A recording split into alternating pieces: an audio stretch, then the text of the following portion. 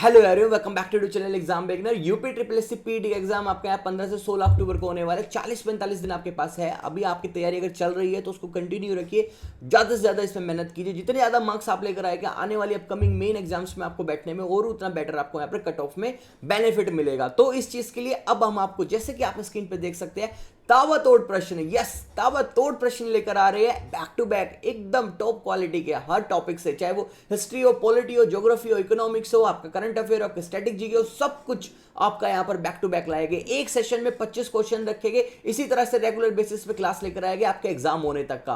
आपकी तैयारी में 1% की भी कमी इस चैनल के द्वारा कोई नहीं रहने वाली है। एग्जाम बिगनर चैनल को अगर सब्सक्राइब ना किया हो अभी तक सब्सक्राइब कर लेना। रेगुलर क्लासेस आपको मिलने वाली है, यहां पर आपकी बैक टू बैक सारी तैयारी होने वाली है। जीएस जो कि आपको 50 नंबर का आता है, तो सामान्य ज्ञान के जनरल अवेयरनेस के आपको पूरे 50 नंबर की तैयारी यहां इस चैनल से कंप्लीट करा दी जाएगी।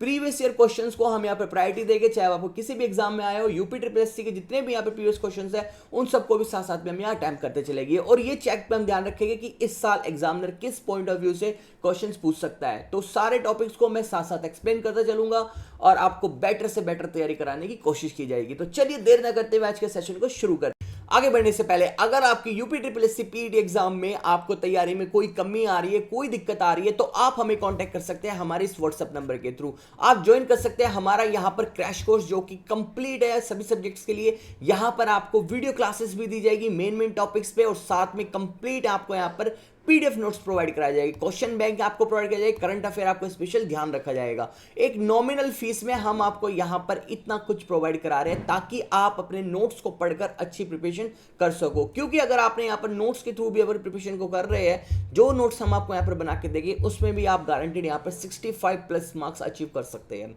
तो कोर्स से जुड़ने के लिए आप हमारी वेबसाइट को विजिट कर सकते हैं exambeginners.com, या आप हमारे यहां पर प्ले स्टोर पर जाकर एप्लीकेशन को भी डाउनलोड कर सकते हैं। ज्यादा अधिक जानकारी के लिए अगर आपको कोई डाउट है तो आप हमारे व्हाट्सएप नंबर के थ्रू हमें कांटेक्ट कर सकते हैं। तो चलिए बढ़ते आज के सेशन की ओर। तो सब्सक्राइब करना ना भूलें आप एग्जाम बिगनर को, बेल आइकन भी प्रेस करें ताकि रेगुलर क्लासेस आप तक पहुंचते रहे। और टेलीग्राम चैनल हमारा जो कि टेलीग्राम पे एग्जाम बिगनर ऑफिशियल के नाम से अवेलेबल है, उसको ज्वाइन कर ले। डेली करंट अफेयर भी वहां पे शेयर किया जा रहा है, वो आपके UP triple SC PT exam में बहुत ज्यादा हेल्पफुल रहने वाला है। साथ ही में विजिट कर सकते हैं आप हमारे exambeginner.com वेबसाइट को, वहां पर भी आपको सारा डिटेल मिल जाएगी। प्ले स्टोर से आप चाहे तो हमारी एप्लीकेशन को भी इंस्टॉल कर सकते हैं। सो देखते हैं आज का हमारा पहला प्रश्न जो कि स्क्रीन पे है। यहां पर भारत में 1211 से लेकर 1236 ईस्वी के बीच किस शासक का शासनकाल रहा?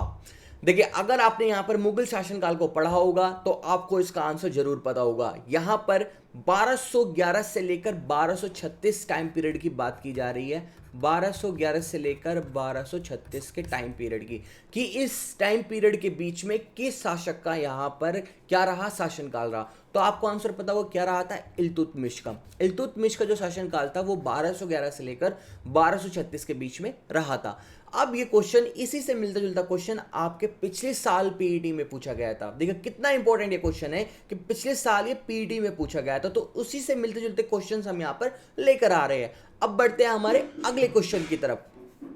आइए बढ़ते हैं हमारे नेक्स्ट क्वेश्चन की ओर कि निम्नलिखित में से कौन से संत शिवाजी के समय काल से संबंध रखते हैं? एक स्टैटिक जी का क्वेश्चन है, पूछा है कि जो आपके संत शिवाजी थे उनके समय काल में से कौन संबंध रखते हैं। नीचे निम्नलिखित आपको ऑप्शन दिए हुए हैं, क्या वह शंकराचार्य है, चैतन्य है, नामदेव है, तुकाराम है, कौन है? आपको यह बताना है यहां पर। तो आपको अगर करेक्ट आंसर पता है तो कमेंट सेक्शन में आकर मुझे जरूर बताइए।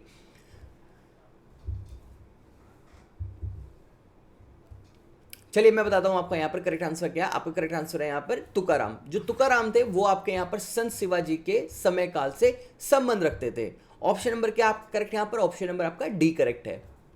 आगे बढ़ते हैं नेक्स्ट प्रश्न की ओर। नेक्स्ट प्रश्न है हमारा यहां पर, निम्नलिखित में से कौन सी अनुसंधान संस्था देहरादून में स्थित है? अब देखिए आपका एक जनरल अवेयरनेस का क्वेश्चन है। जनरल अवेयरनेस आपका 10 नंबर का आने वाला है UP triple SC PT exam में, और यहां पर आपका अनुसंधान संस्थाओं से रिलेटेड जो टॉपिक है उसमें से एक क्वेश्चन पूछा गया है कि निम्नलिखित में से कौन सी अनुसंधान संस्था आपके देहरादून में स्थित है? क्या वह केंद्रीय खाद्य प्रौद्योगिकी अनुसंधान संस्था है, क्या वह वानिकी अनुसंधान संस्था है, क्या वह आपका केंद्रीय चमड़ा अनुसंधान संस्था है, और क्या वह राष्ट्रीय वनस्पति अनुसंधान संस्था है?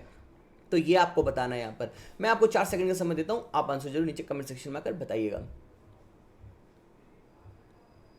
देखिए यहां पर आपका जो करेक्ट आंसर है वो है आपका यहां पर वानिकी अनुसंधान संस्था। वानिकी अनुसंधान संस्था यानी आपका वन्य विभाग, वन्य अभयारण्य से आपके यहां पर ये रिलेटेड रखती है। तो यहां पर इसका जो पूरे भारत में सिर्फ एक ही जो यहां पर इसका अनुसंधान संस्था का जो केंद्र है वो आपका यहाँ पर कहाँ पर है, देहरादून में, जो कि उत्तराखंड की कैपिटल है। तो इसका करेक्ट आंसर होगा आपका option number B. Next question देखते हैं। नेक्स्ट क्वेश्चन है हमारा स्क्रीन पे, निम्नलिखित में से कौन सी पर्वत चोटी भारत में स्थित है। तो देखिए ये जो टॉपिक आपका ये अगेन यहाँ पर फिर से आपका जर्नल अवेयरनेस सेक्शन में से है, जहां पर भारतीय पर्वतमालाओं के बारे में दिया हुआ है। तो वहां से एक क्वेश्चन बनता है आपका कि निम्नलिखित में से कौन सी पर्वत चोटी भारत में स्थित है। क्या वो अन्नपूर्णा है, कामेट है, मकालू है या नामचा बरवा है, ये आपको बताना है यहाँ पर करेक्ट आंसर क्या रहेगा। तो 2 या 3 सेकंड का टाइम में बताइए। तो देखिए अन्नपूर्णा जो आपकी है वो भारत में नहीं आती है, आपका मकालू भी भारत में नहीं आता है, और ना आपका नामचा पर्वत भारत में आता है। ये जो तीनों यहाँ पर जो श्रृंखलाएं है पर्वत की, ये तीनों ही आपके बाहर की है। ये तीनों ही आपके यहाँ पर चाइना और नेपाल के बीच की पर्वत श्रृंखलाएं है। तो भारत में जो आती है वो कामेट है, और कामेट जो है वो आपकी कहाँ पर है, वो उत्तराखंड में, यानी आपकी यूके के अंदर। तो जो करेक्ट आंसर होगा आपका यहाँ पर क्या होगा, कामेट होगा। चलिए नेक्स्ट क्वेश्चन है हमारा यहाँ पर स्क्रीन पे, जापान में योकोहामा शहर में 1994 में संयुक्त राष्ट्र सदस्य देशों का सम्मेलन जिस संदर्भ में किया गया वह है। करंट अफेयर्स आपका क्वेश्चन है यहाँ पर, जो कि स्टैटिक जीके का भी आप बोल सकते हो। यहाँ पर जापान में योकोहामा शहर है, जापान का एक योकोहामा शहर है, वहां पर 1994 में यानी 1994 में संयुक्त राष्ट्र सदस्य देशों ने, जितने भी आपके यहाँ पर यूनाइटेड स्टेट्स के जितने भी यहाँ पर सदस्य है, देश मेंबर है, उन लोगों का एक सम्मेलन हुआ। वो किस संदर्भ में किया गया था ये पूछा गया है। तो ये आपका कौन सा क्वेश्चन हो गया, ये आपका स्टैटिक जी का क्वेश्चन हो गया। तो ये आपका पूछा गया था प्राकृतिक आपदा नियंत्रण के लिए। ऑप्शन नंबर ए, क्या प्राकृतिक आपदा नियंत्रण से रिलेटेड। चलिए आगे बढ़ते हैं। नेक्स्ट क्वेश्चन हमारे यहाँ पर स्क्रीन पे, भारत में नूनमती तेल शोधक कारखाना कहां पर स्थित है। देखिए दूसरा क्वेश्चन है आपका यहाँ पर जीएस से, जीएस यानी आपका जनरल अवेयरनेस से, सामान्य ज्ञान से। उसमें आपको एक टॉपिक दिया हुआ है भारत के अनुसंधान एवं संस्थाएं, उसमें से आपका ये क्वेश्चन है। यहाँ पर पूछा है नूनमती तेल शोधक कारखाना कहां पर स्थित है।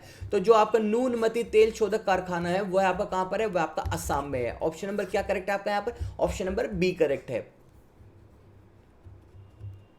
इन क्वेश्चंस को ना सही से याद और रिवाइज करके चलना, क्योंकि एग्जाम में UP triple S C PT के एग्जाम में इसी तरह के क्वेश्चंस आने हैं, इसीलिए मैं इनको यहाँ पर लेकर आया हूँ। और बहुत अच्छी तैयारी होने वाली है आपकी, यकीन मानिएगा।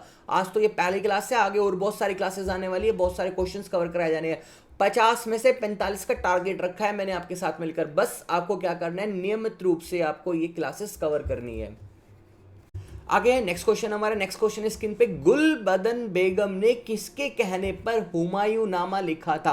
आपका हिस्ट्री से क्वेश्चन आ गया है, और हिस्ट्री में क्वेश्चन आपका कहां से है, हुमायूं नामा। हुमायूं नामा बहुत इंपॉर्टेंट है, अगर आपने अभी तक थ्योरी में कवर कर लिया होगा तो हुमायूं नामा के बारे में आपने जरूर पढ़ा होगा। किसके बारे में, हुमायूं नामा के बारे में। और ये क्वेश्चन में पूछा है कि किसके कहने पर गुलबदन बेगम ने लिखा था। तो हुमायूं के ऊपर आप कह सकते हो कि जीवन कथा या आत्मकथा थी उनकी, और गुलबदन बेगम के द्वारा ये लिखा गया था। और यहां पर ये किसके कहने पर लिखा है ये पूछा गया है। तो अगर आपको आंसर पता है 3 सेकंड में बताइए।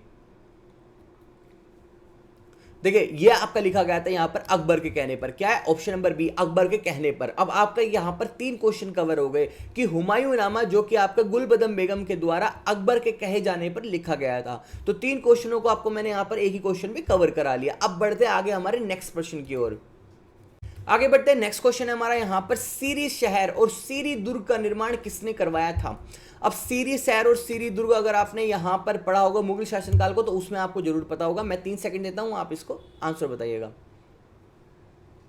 देखिए इसका जो निर्माण था वो आपका 1303 ईस्वी में हुआ था। 1303 ईस्वी में। यार किसका शासनकाल था 1303 ईस्वी में, अगर आपको इतना ही पता होगा कि सीरी शहर और सीरी दुर्ग का निर्माण कब हुआ था, 1303 ईस्वी में था। 1303 ईस्वी में किसका शासनकाल था, वो था आपका यहाँ पर अलाउद्दीन खिलजी का। ऑप्शन नंबर क्या है आपका यहाँ पर, सी, अलाउद्दीन खिलजी ने आपका यहाँ पर ये दिल्ली में, कहां पर, दिल्ली में आपका इसका निर्माण करवाया था। कब करवाया था, 1303 ईस्वी में, सीरी शहर और सीरी दुर्ग का। तो करेक्ट आंसर आपका यहाँ पर ऑप्शन नंबर सी। आगे बढ़ते हैं। नेक्स्ट प्रश्न है हमारा यहाँ पर, गुप्तकालीन प्रथम गणितज्ञ और खगोल शास्त्री कौन थे। स्टैटिक जीके से आपका यहाँ पर ये क्वेश्चन है कि गुप्तकालीन प्रथम गणितज्ञ और आपके खगोल शास्त्री कौन। 3 सेकंड का टाइम आपके पास, आंसर बताइएगा। तो देखिए इसका जो करेक्ट आंसर है, गुप्तकालीन प्रथम गणितज्ञ और खगोल शास्त्री कौन थे, वो थे आपके आर्यभट्ट, जिन्होंने दुनिया को क्या दी थी, शून्य दी थी, शून्य का परिचय दिया था। आर्यभट्ट का जो समय काल था वो आपका यहाँ पर 476 सेंचुरी के आसपास का था, तभी ये गुप्तकालीन प्रथम गणितज्ञ और खगोल शास्त्री कहलाते हैं। तो आपका करेक्ट आंसर क्या है यहाँ पर, आर्यभट्ट। नेक्स्ट क्वेश्चन है हमारे यहाँ पर, निम्नलिखित में से कौन जैनों के 23वें तीर्थंकर थे। अब आपका यहाँ पर ये जैन धर्म से क्वेश्चन आ गया जो कि हिस्ट्री से है, और यहाँ जैन धर्म में आपके यहाँ पर 23वें तीर्थंकर कौन थे ये पूछा गया है। आप पढ़ा होगा तो डेफिनेटली आप आंसर दे दोगे, 3 सेकंड का आपके पास टाइम है। सो ये थे आपके यहाँ पर कौन, पार्श्वनाथ। ऑप्शन नंबर क्या आपका करेक्ट यहाँ पर सी, पार्श्वनाथ कौन थे आपके यहाँ पर 23वें तीर्थंकर थे, किसके, जैनियों के।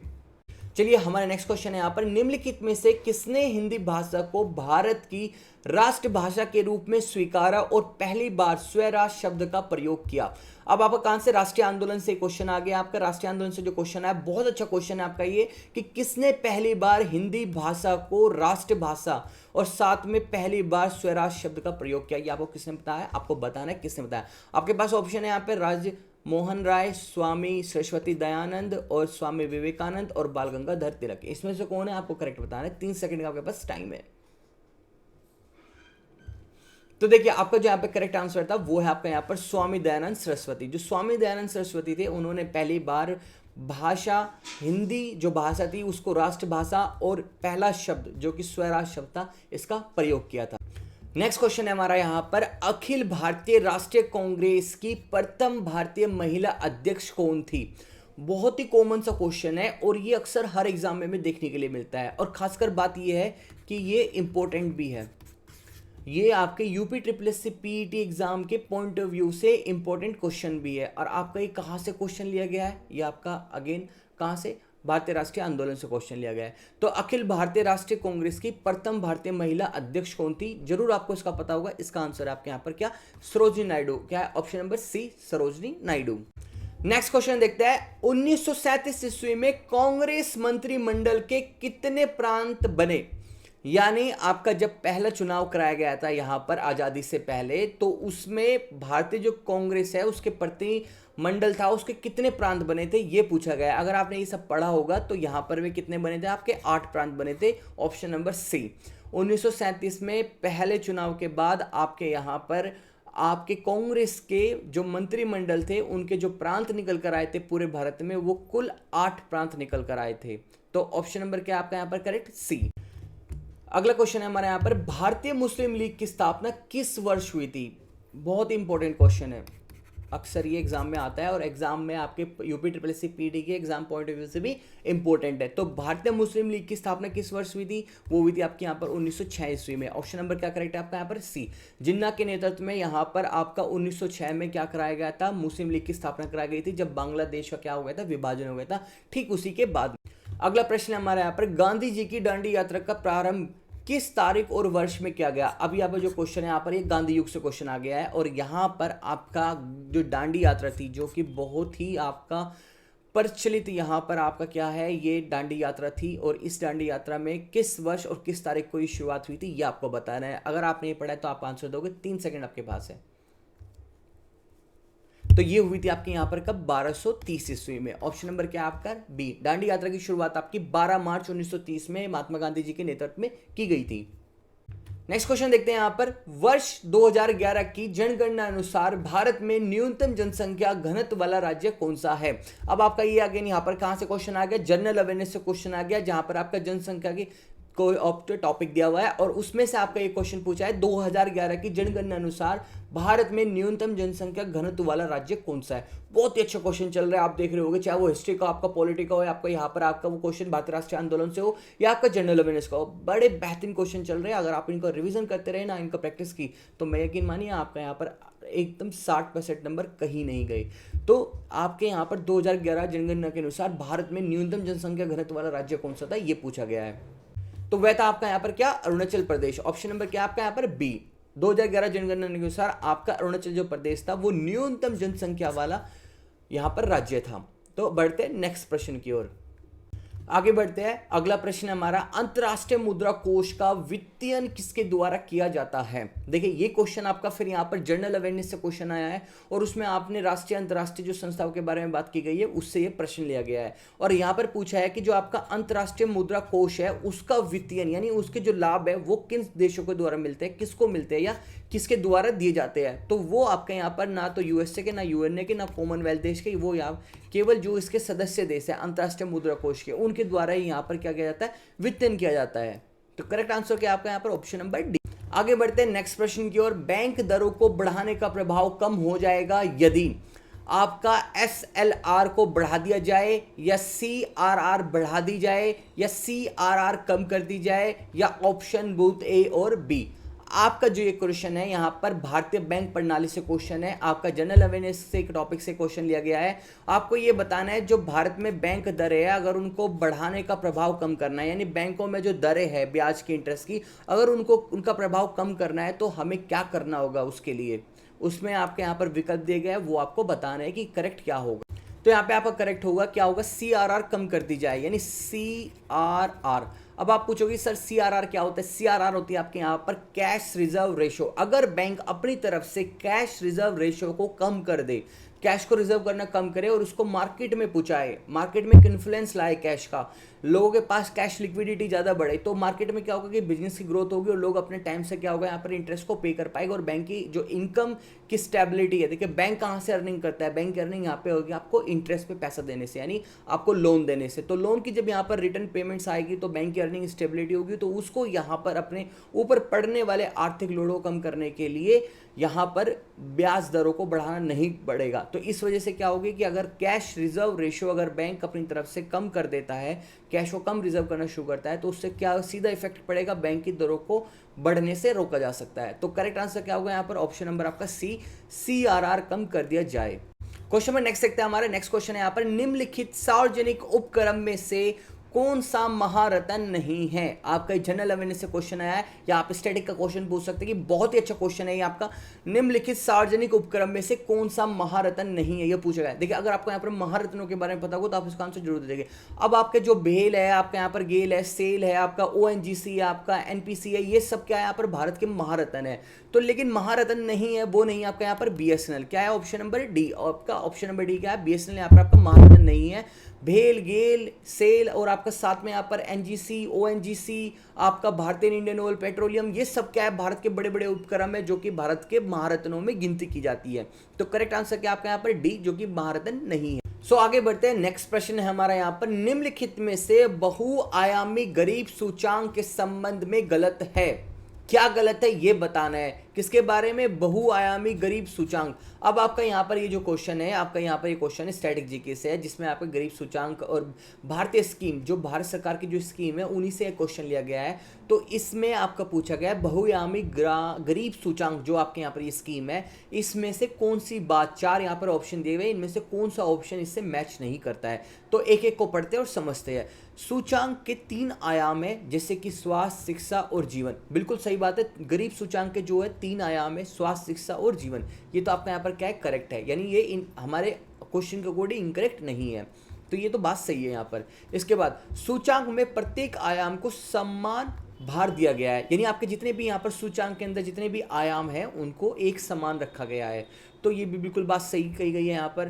तो इसके बाद सूचांक में 10 प्राचल है, यानी आपके यहाँ पर जो सूचांक है वो आपके यहाँ पर 5 से 6 सूचांक है और हर सूचांक में 10 प्राचल है। तो जो 10 प्राचल है उनको शामिल किया गया है। तो ये भी बात सही है कि सूचांकों में 10 प्राचल को शामिल किया गया है।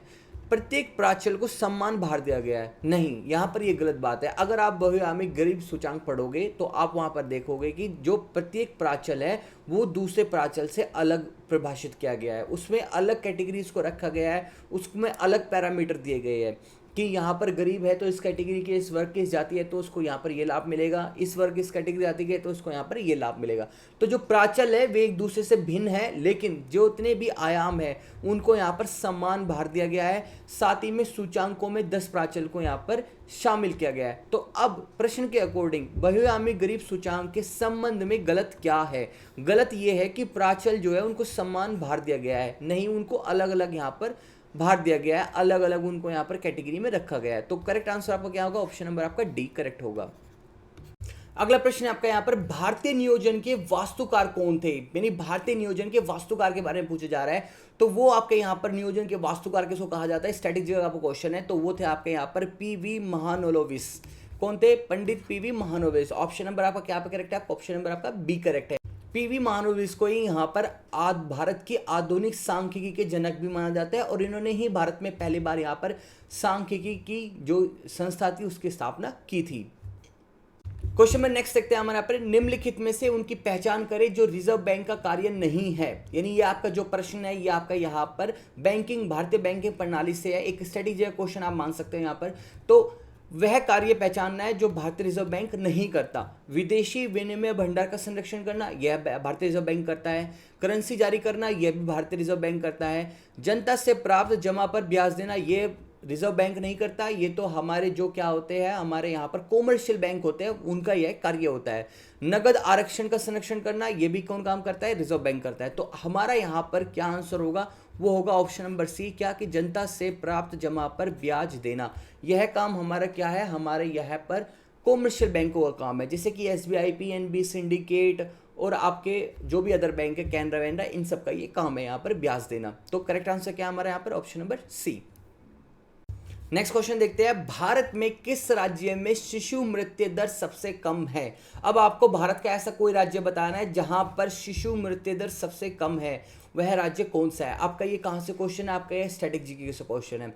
और ऐसा कौन सा राज्य है, वह है आपका कौन सा, केरल। केरल एकमात्र भारत का ऐसा राज्य है जहां पर सबसे कम मृत्यु दर है, शिशु मृत्यु दर क्या है, वहां पर सबसे कम है। क्यों, क्योंकि वहां पर 100% आपका लिटरेसी रेट है, यानी पढ़े लिखे शिक्षित व्यक्ति वहां पर सबसे ज्यादा है।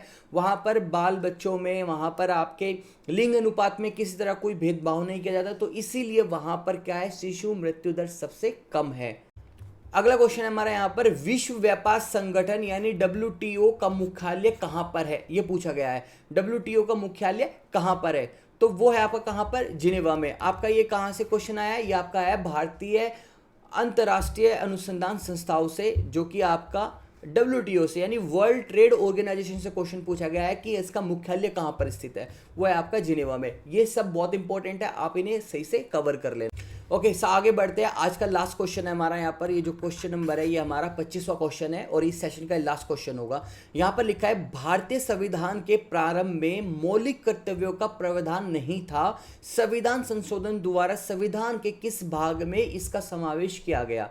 यानी क्वेश्चन आपका पॉलिटी से है, कॉन्स्टिट्यूशन से है आपके यहाँ पर, और आपसे सीधा यहाँ पर पूछा जा रहा है कि जो भारत का संविधान है शुरुआती समय में यहाँ पर क्या नहीं था, उसमें मौलिक कर्तव्य नहीं हुआ करते थे। बाद में उनका क्या हुआ, यहाँ पर उनको ऐड किया गया, यानी उनका समावेश किया गया।